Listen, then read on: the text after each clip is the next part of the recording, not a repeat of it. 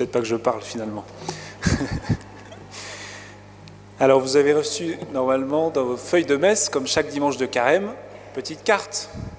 Voilà, avec une parole qui a été tirée de l'évangile du jour. L'amour de ta maison fera mon tourment.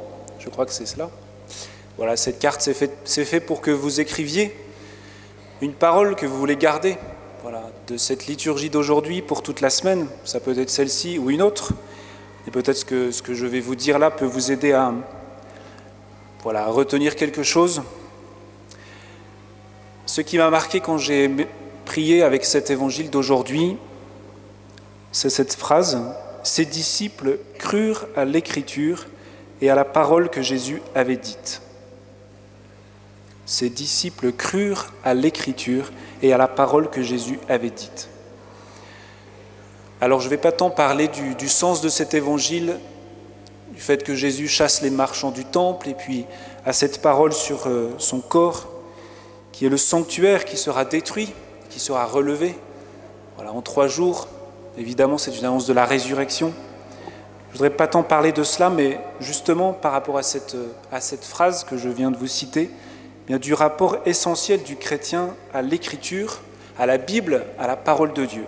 Et ce sera un peu un prolongement de ce que vous a dit le Père Hugues dimanche dernier, en parlant de la prière et de ce rapport à la parole de Dieu, puisque Dieu nous a dit dimanche dernier, « Celui-ci est mon Fils, écoutez-le ».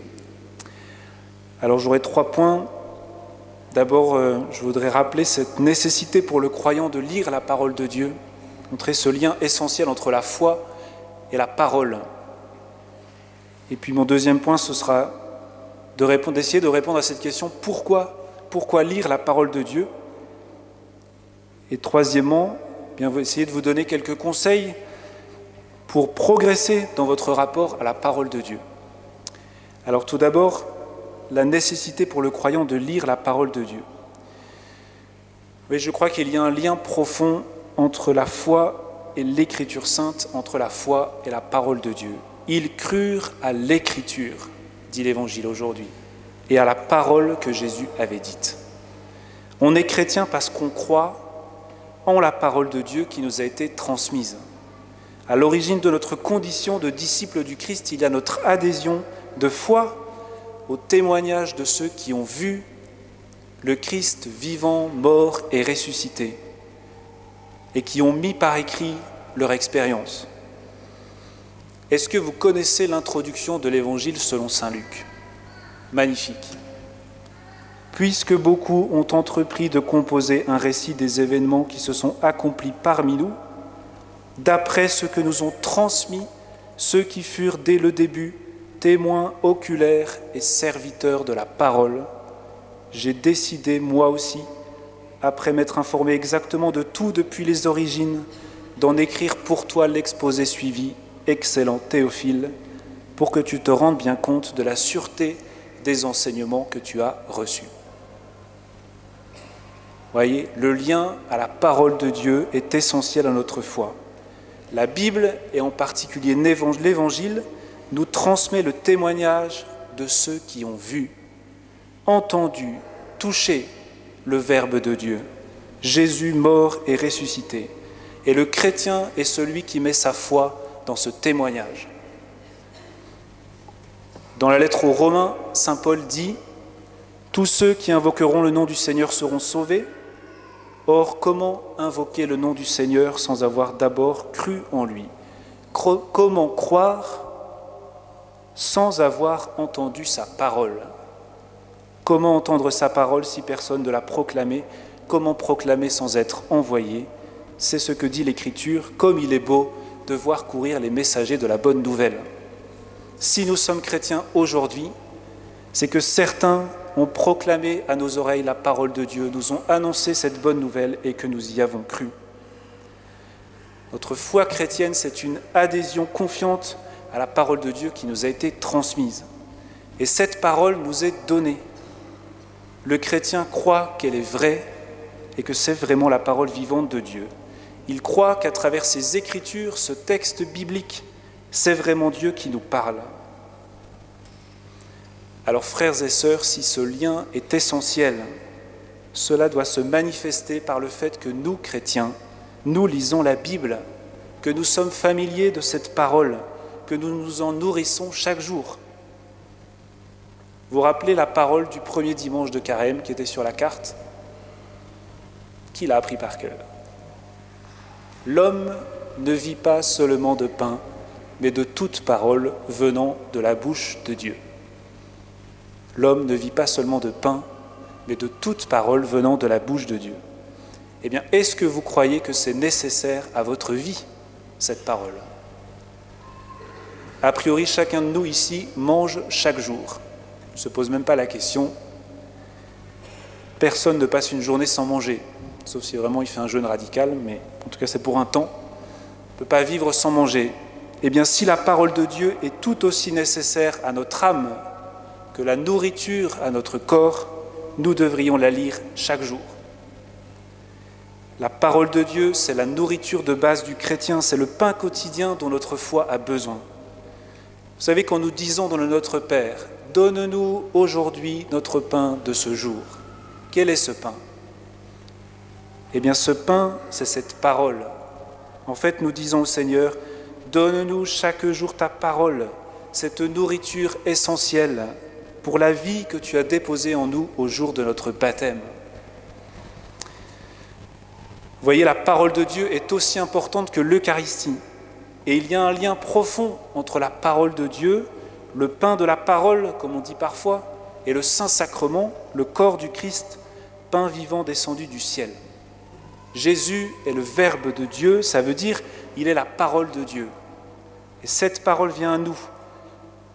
Jésus se donne à nous dans la parole de la Bible, qui est lue, entendue, méditée, écoutée, répétée, apprise par cœur, répétée, méditée, mise en pratique.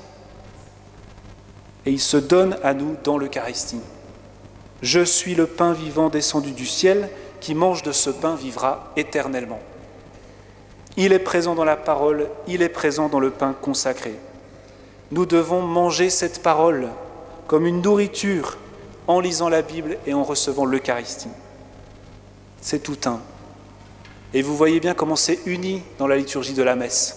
D'abord, il y a la liturgie de la parole, la table de la parole de Dieu. Et ensuite, il y a la table eucharistique.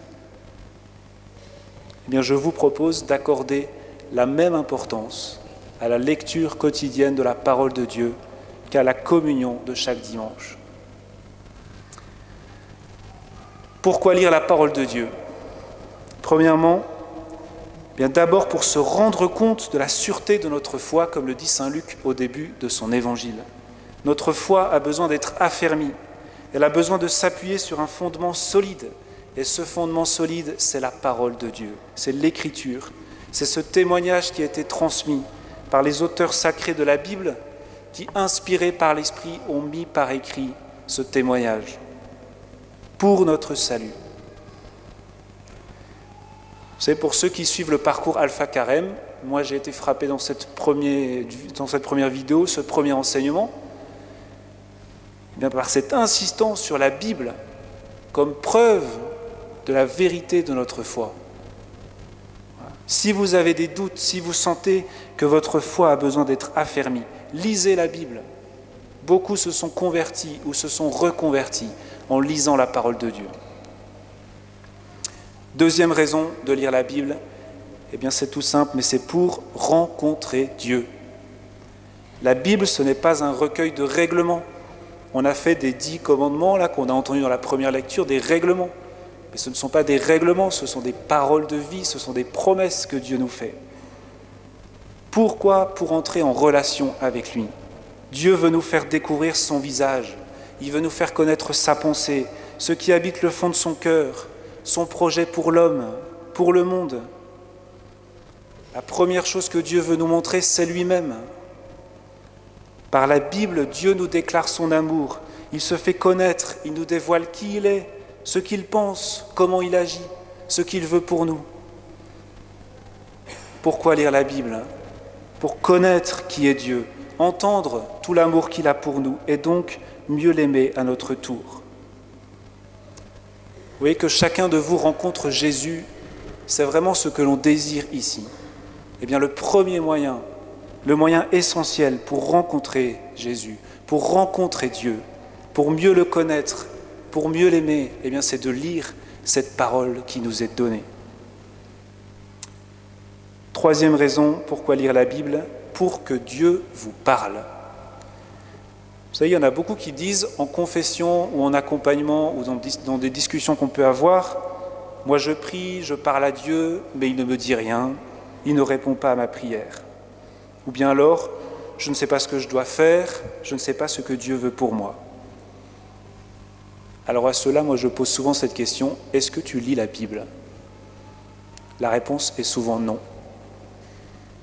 On se plaint que Dieu ne nous parle pas, mais on ne prend pas le moyen par lequel il nous parle.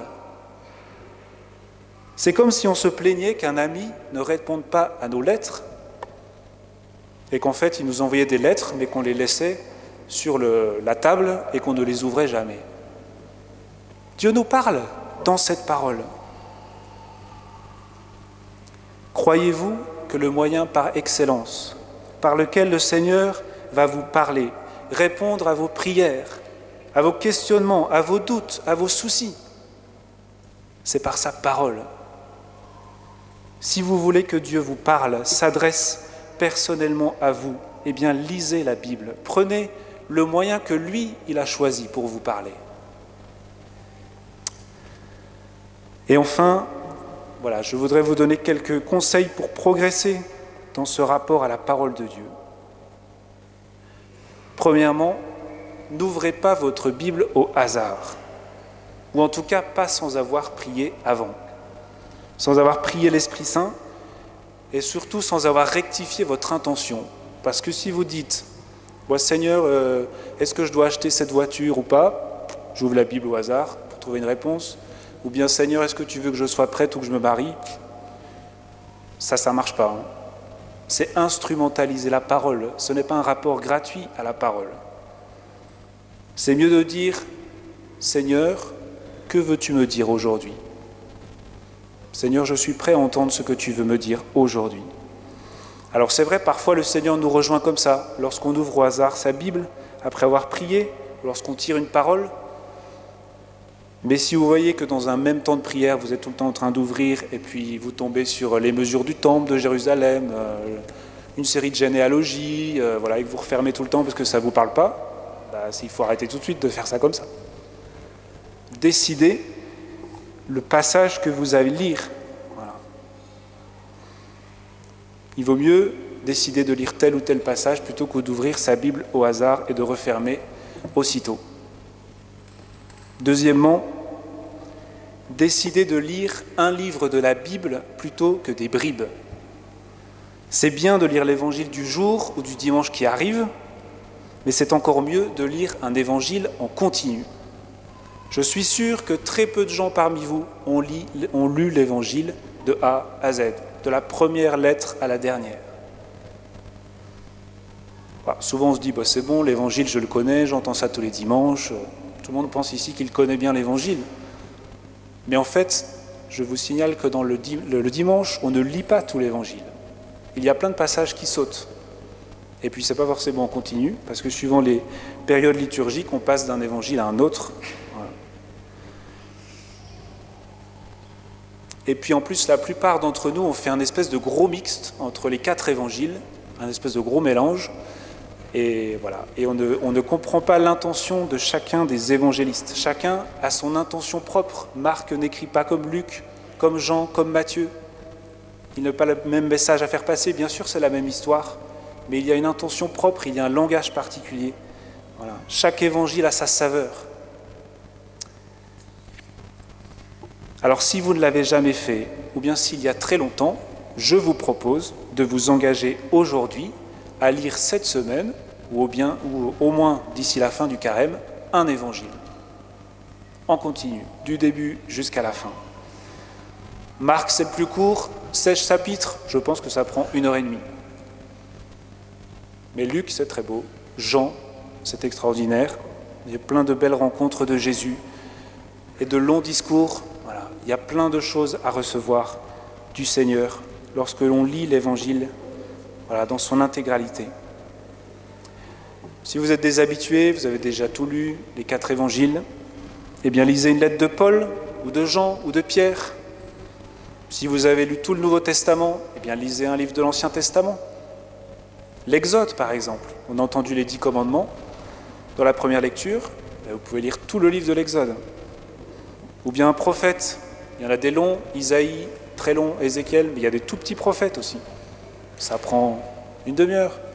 Osée, Amos. Voilà. Ou bien relisez les psaumes, ça va vous donner des paroles pour prier, peut-être différentes des paroles que vous dites d'habitude. Troisièmement, priez l'Esprit Saint avant de lire.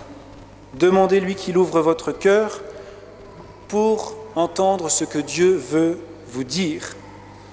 Comme le disait le Père Hugues dimanche dernier, ne cherchez pas à tout comprendre, à tout passer au crible de votre raisonnement. Mais posez l'acte de foi que ce texte n'est pas comme tous les autres. C'est une parole vivante et que c'est vraiment Dieu qui s'adresse à vous et qu'il a quelque chose à vous dire, à vous faire découvrir, ressentir, goûter, même si vous ne comprenez pas tout.